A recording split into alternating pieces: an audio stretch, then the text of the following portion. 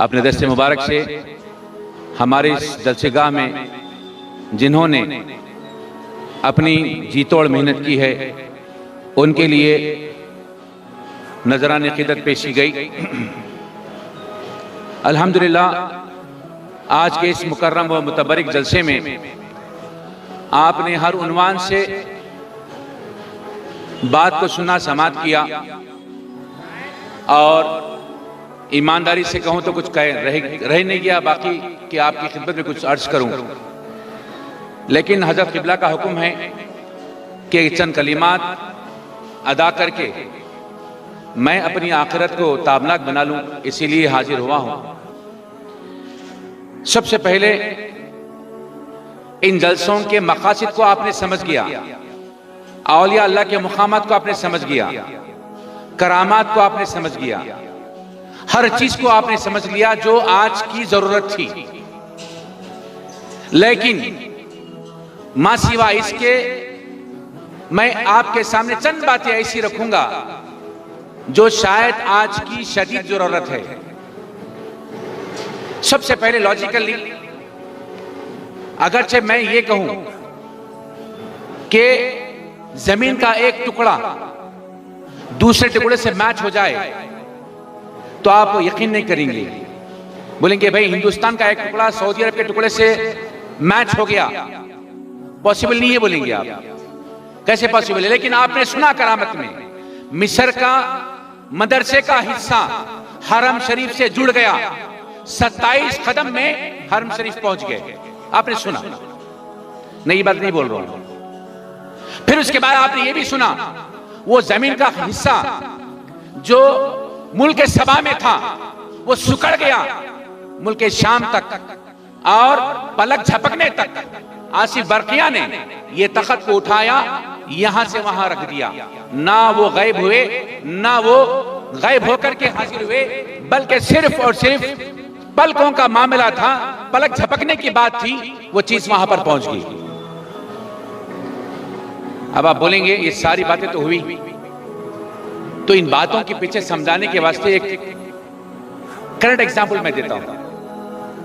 आज से कमोबेश 10, 11 या 12 बरस पहले अमेरिका में एक खातून का ऑपरेशन हो रहा है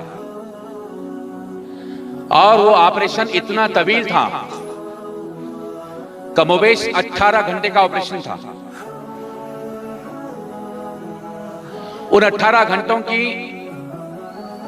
जो ऑपरेशन का ड्यूरेशन था, उस ड्यूरेशन में क्या क्या मिनट को हुआ वो खातून ऑपरेशन के बाद सेहतयाब होने के बाद सुना रही है।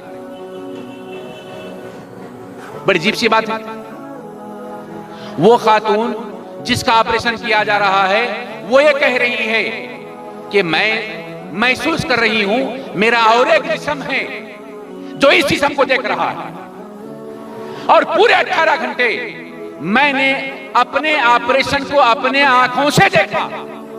ये साइंस की बात बोल रहा हूं, यहां पर प्रैक्टिकल बात बोल रहा हूं। जो किताबी बातें हैं आप सुने, बास लोग हमारे बीच ऐसे हैं, ये सो बोलने के बात है बाबा, क्या प्रैक्टिकल होता है? प्रैक्टिकल जो हुआ है वो सुना रहा हूं।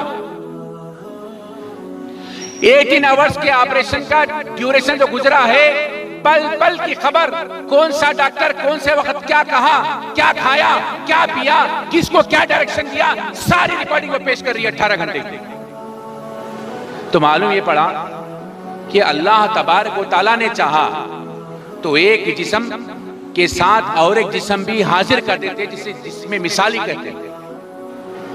अब आप बोलेंगे ये तो आप सही से साबित कर दिए, आप आपके ऊपर अप्लाई करके मैं भी साबित कर दूंगा तो मान लेंगे ना भाई। वो तो बात वो 18 घंटे का ऑपरेशन, उतने साल, नहीं भाई मेरे को यकीन नहीं आ रहा। हमारे बीच कोई बोल सकते ना भाई, मैं आप ही के ऊपर अप्लाई करके अगर बतला दिया तो मानते ना भाई। चलो आगे, मिसाल के तौर पर आपने यहां से जाने के बाद, जलसे से आप गए, जाने के बाद अपने बिस्तर पर आराम करने के लिए लेट गए, लेटते ना भाई, लेट गए। लेटने के बाद में आप अपने आप को ख्वाब में देख रहे हैं। अरे कोई नई बात तो नहीं ना, अभी ख्वाब देखते ना, सुबह ख्वाब तो देखते ना, ख्वाब देख रहे हैं और उस ख्वाब में ऐसा लग रहा है कि आपका कोई दुश्मन है जो आपको लट से मार रहा, लट उठाया मार रहा उधर वो जिस्म को, यहां करवट ही नो बदल रहे, यहां पे अम्मा अब्बा नक्को बचाओ, अरे मार किसको पड़ी, उसको, असर इसको कई को। बात समझने की, वो जिसमें मिसाली था जो जूते खा रहा है, लेकिन ये जिसमें खाकी जो यहां पर आराम कर रहा है, महसूस कर रहा है दर्द को, और ऐसे महसूस कर रहा है कि उसके असरात बाजू सोने वाले को भी महसूस करे। अरे क्या होगा, पीछा था इधर पलट रहा उधर पलट रहा, आखिरी में वो लट उठा के सर पे मार के खत्म कर देने के बाद से ऐसा सर लट उठा के पोजीशन लिया, नहीं बोल के चिल्ला के उठ के बैठ गया। पॉसिबल है कि नहीं?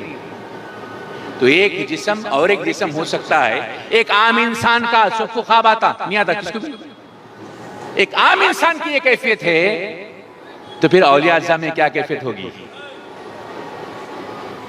40 मुकामात पर बड़े पीर सरकार मौजूद थे, आपने सुना। अरे 400 मुकामात पे भी मौजूद हो सकते हैं, बल्कि मैंने किताब में करामत पढ़ा, आप झाड़ की हर पत्ते में मौजूद हो। कितने पत्ते झाड़ के, हर पत्ते में आप मौजूद। अब आइए इसको मजीद करामतों के इल्म से समझते हैं। सबसे पहले जब करामत शुरू होती है तो करामत क़ल्बिय्या शुरू होती है। करामत क़ल्बिय्या होने के बाद करामत कूनिया होती है। करामत क़ल्बिय्या अगर ना हो, डायरेक्ट करामत कूनिया हो, तो वहां पे फसाद का अंदेशा है। करामत क़ल्बिय्या अगर हो, उसके बाद करामत कूनिया अगर हो, तो भी फसाद का अंदेशा नहीं रहता। ये करामत क़ल्बिय्या क्या है? दिल में आया कि 12:45 को जलसा बर्खास्त होने वाला है, वाकई 12:45 को बर्खास्त होगा, दिल में आया, बराबर हो गया। ये करामत क़ल्बिय्या है। रकात माने इमाम साहब के पीछे मगरिब की नमाज में इमाम साहब पहली रकात में वत्तीनी व जैतून पढ़ने वाले, थोड़े तीन पढ़ने वाले हैं, इधर सोचे उधर इमाम साहब विच पढ़े। एक करामत क़ल्बिय्या है।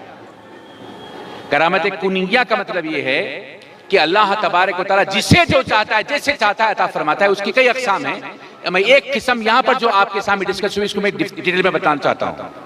वह है तय्युल अर्श, यानी अल्लाह ताला जमीन को सुकड़ देता है। तय्युल अर्श का मतलब क्या है? ऐसी करामत जिसमें अल्लाह रब्बुल आलमीन जमीन को सुकड़ देता है। फिर दोबारा नहीं बोलता, मैं समझ गए ना। मिस्र से हरम शरीफ को आए, 27 कदम में आए, नहीं आए, कैसा आए? जमीन को सुकड़ दिया। बादेपा रहमतुल्लाह ताला अलैह, निजामुद्दीन औलिया रहमतुल्लाह ताला अलैह याद फरमाए, सैयद अहमद एक कदम डाले दिल्ली, फिर दूसरा कदम डाले हैदराबाद। जब जब याद फरमाते रहे पीर मुर्शिद, आप हाजिर रहे। जब जब याद फरमाए तब तब हाजिर रहे। अब जरा सोचिए, ये बुजुर्गाने दीन ये मर्तबों पे फायज कैसे हुए। अब उसके लिए मैसेज, आमतौर पे मेरी आदत रही है कुछ कहना, बयान नहीं करना मेरा मंशा था, कुछ बयान वगैरह नहीं कर रहा हूं। मैं टॉपिक पे आमतौर पे मैं बोलता हूं, एक टॉपिक प्रिपेयर होकर आपके सामने आता हूं। मैं ऐसा कुछ भी मेरा मंशा नहीं था, हजरत का हुक्म था, मैं आया हूं। लेकिन मेरी हर एक बयान के बाद में, मेरे हर लेक्चर के बाद में एक मैसेज छोड़ता हूं मैं। तो आज के बयान का मैसेज क्या है? आज के बयान का मैसेज है नौजवानों के लिए कि अपने माँ बाप के फरमाबरदार बन जाओ। बाकी सारी चीजें आपको खुद ब खुद मिल जाएंगी।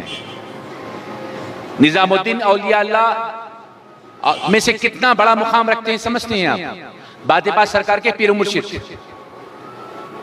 जब आप छोटे थे, ये वाकया रिपीटेड कई औलिया के साथ हुआ है, आपके साथ भी हुआ, इसलिए मैं अर्ज करना चाहता हूं। निजामुद्दीन औलिया रहमतुल्लाह ताला अलैह रात के वक्त आराम फरमा रहे, अम्मीजान उठे और कहते हैं, बेटा प्यास लगी है, पानी। घर में जाके देखे पानी नदारत, कहीं भी पानी नहीं।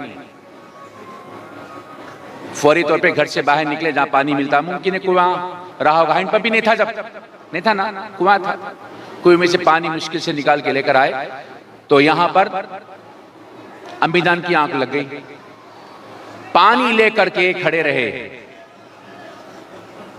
जब फजर की अजान हुई, अल्लाहु अकबर, तो अम्मी जान की आंख खुली। अम्मी जान ने कहा, बेटा क्यों खड़े हो?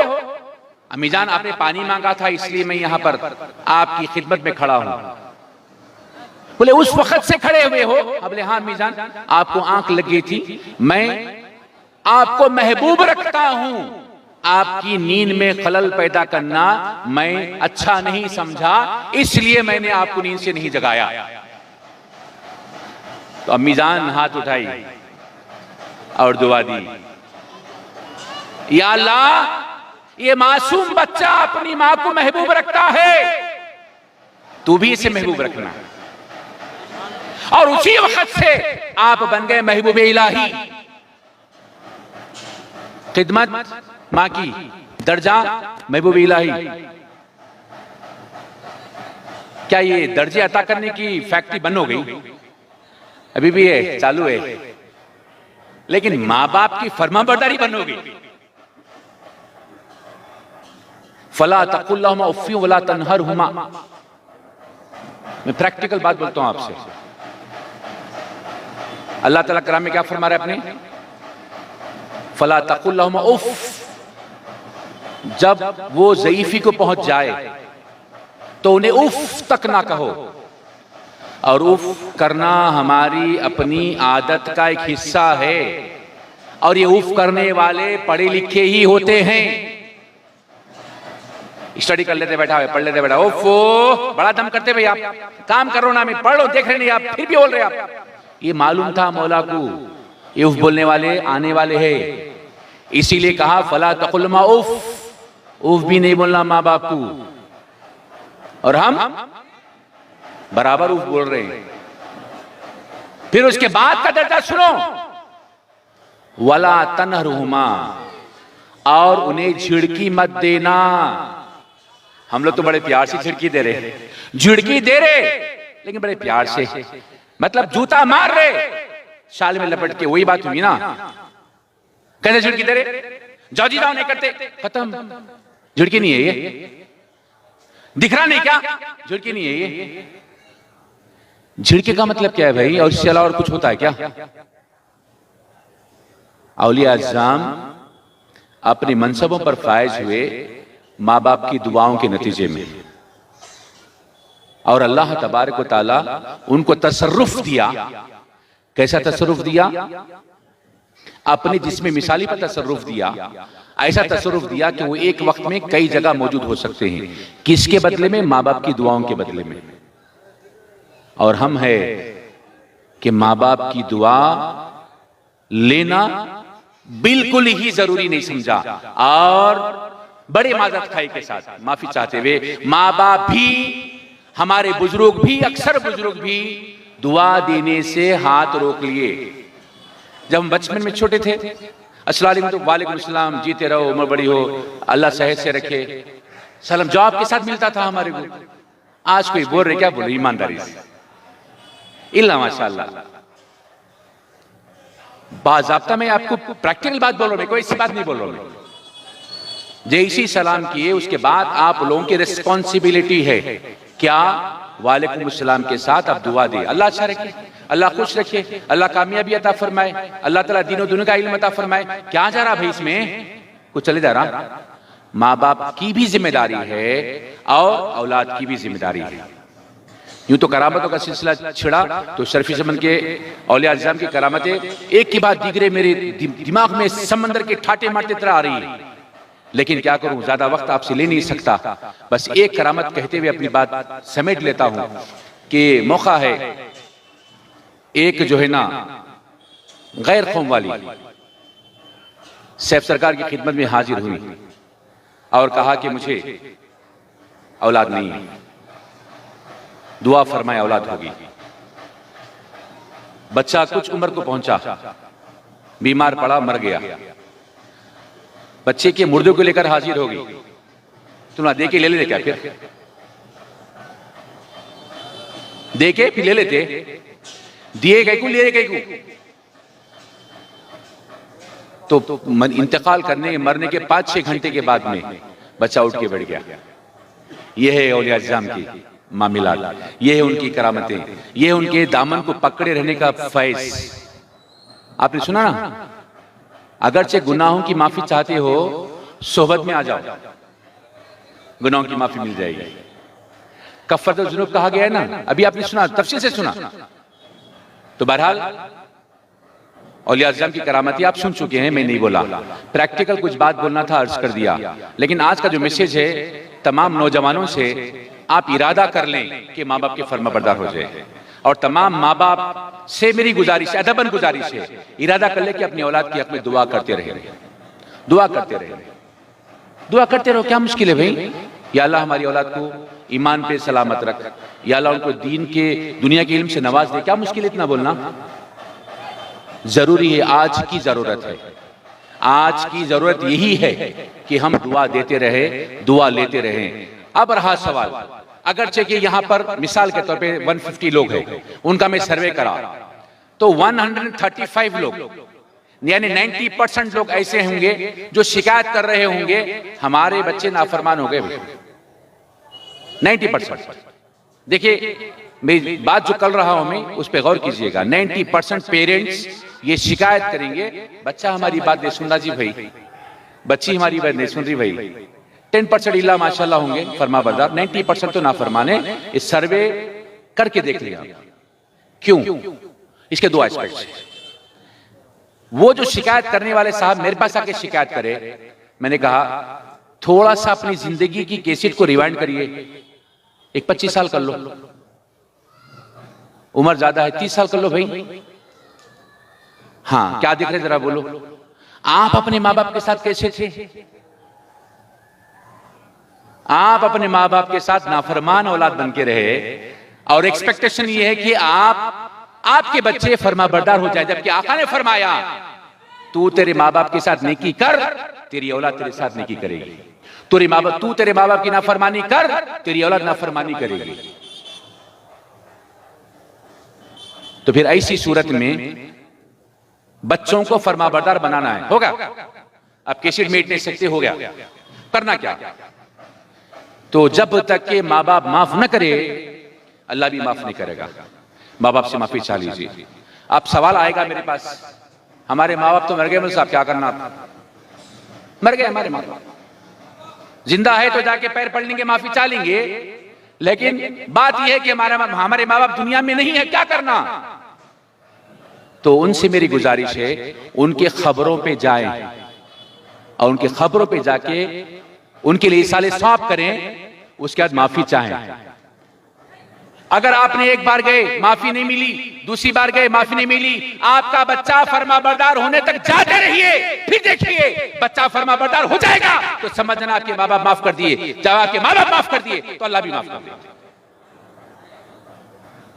देखिए बड़ी जिम्मेदारी से बोल रहा हूं मैं, क्योंकि माहौल से जिस हम गुजर रहे हैं उस माहौल में फैक्ट्स सुनाना बड़े दिल गुर्दे की बात है। इसीलिए आपकी खिदमत में आप मेरे को अप्रिशिएट करेंगे, मुझे डिसलाइक करेंगे, मेरे को उसकी फिक्र नहीं। मुझे फिक्र है हजरत की जूतियों के तो फिल्म में हक बात सुना दूं, मैं अपना फर्ज पूरा कर दूं। तो आज के बयान का, आज के जलसे का माखज यही है कि माँ बाप की फरमाबरदारी इख्तियार कर लें।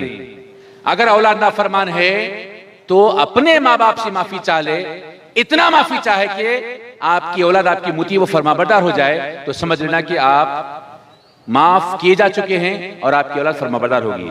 अल्लाह तबारक से दुआ है, अल्लाहुम्मा सल्ली अला सय्यिदिना व शफीना व हबीबना व तबीबना मौलाना मुहम्मद व आलिहि व सहाबी अफजल सलावातिका व अदद मालूमातिका व बारिक वसल्लम। रब्बना आतिना फिद दुनिया हसनतन व फिल आखिरति हसनतन व क़िना अज़ाबन्नार वअदखिलना मअल अबरार या अज़ीज़ या गफ़्फ़ार या रब्बल आलमीन। अल्लाहुम्मा इन्ना असअलुका ईमानन कामिला बदनन खाशिया क़ल्बन मुनव्वरा लिसानन ज़ाकिरा रिज़्क़न हलालन तय्यिबा रिज़्क़न हलालन तय्यिबा अमलन मुतक़ब्बला अमलन सालिहा तौबतन नसूहा तौबतन नसूहा तौबतन क़ब्लल मौत तौबतन क़ब्लल मौत राहतन इंदल मौत राहतन इंदल मौत राहतन बअदल मौत राहतन बअदल मौत बिज़ाई ताहो यासीन सल्लल्लाहु तआला अलैहि वसल्लम बिफज़्लि सुब्हान रब्बिका रब्बिल इज़्ज़ति अम्मा यसिफ़ून व सलामुन अलल मुरसलीन वल्हम्दुलिल्लाहि ला इलाहा इल्लल्लाह।